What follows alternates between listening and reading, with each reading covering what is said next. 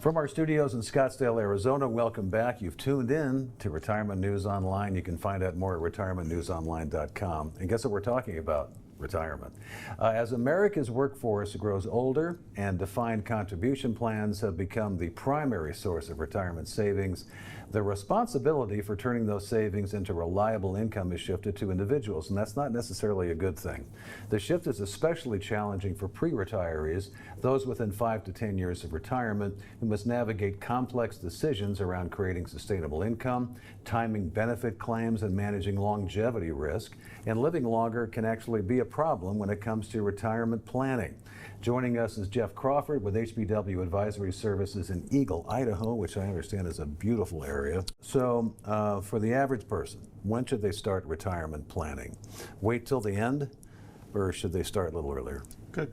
Great question, Scott. And thank you for having me. Sure. You're never too early to start saving or planning for retirement income. The sooner you start, the more you're going to have.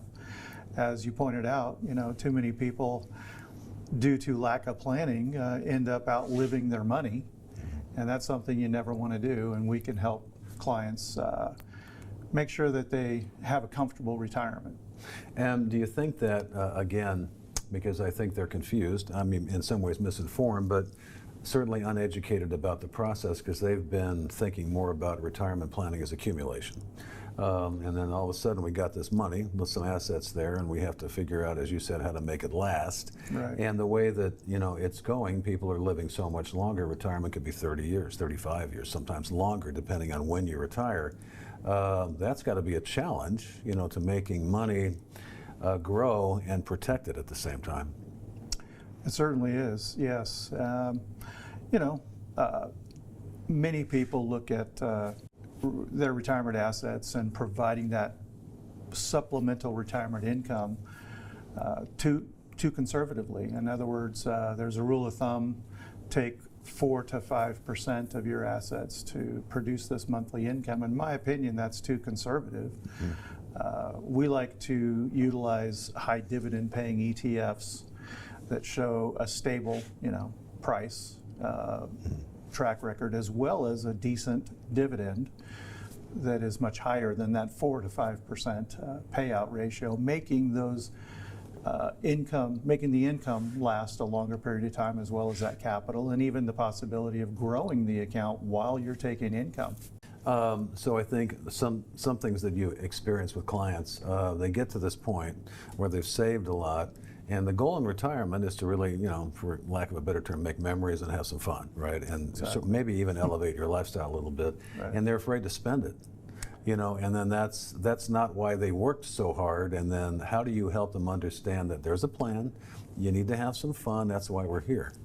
Important point. So many times I've met with clients where that exact scenario, they're afraid to spend, don't know if they've reached their retirement goal number or not. And it's such a rewarding feeling to meet with a client and reassure them that, no, you're going to be just fine.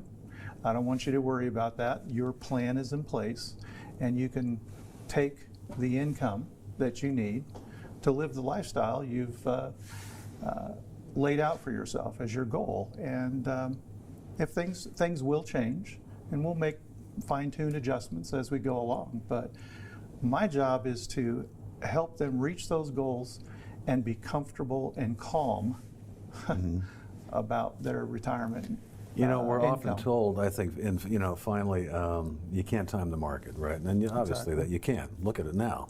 Because we're in the middle of a war and all this other stuff going on, and the market's really been kind of erratic. Somehow resilient, but somehow very erratic.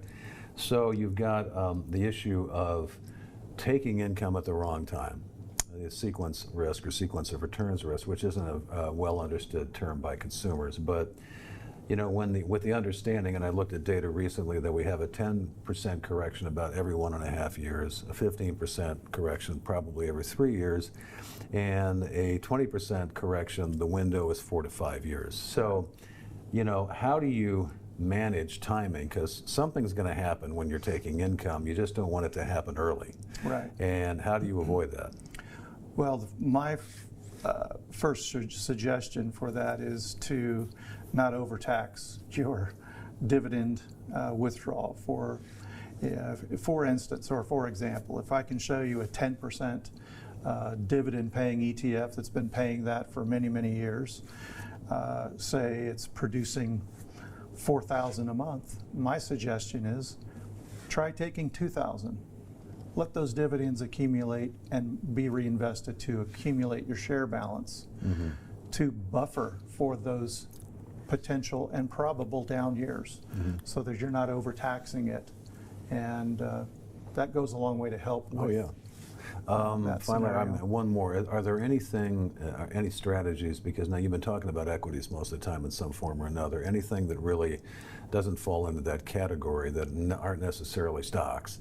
Yes. But are there some things you can do to make sure, that we are really, really protected and that there's guarantees in some way? Exactly. There are financial products and tools that we utilize to provide guaranteed lifetime income for a portion of your retirement income goal.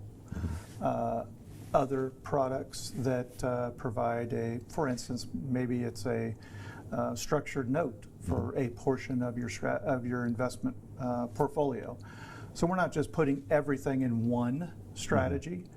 We might break it up into 2, 3, or even 4 buckets, and that combined works together to give you that confidence and steady income, regardless of what the market's going to do. Yeah, you got to sleep. You have to help them sleep well. Exactly. That, right? That's Yes. clarity. Clarity.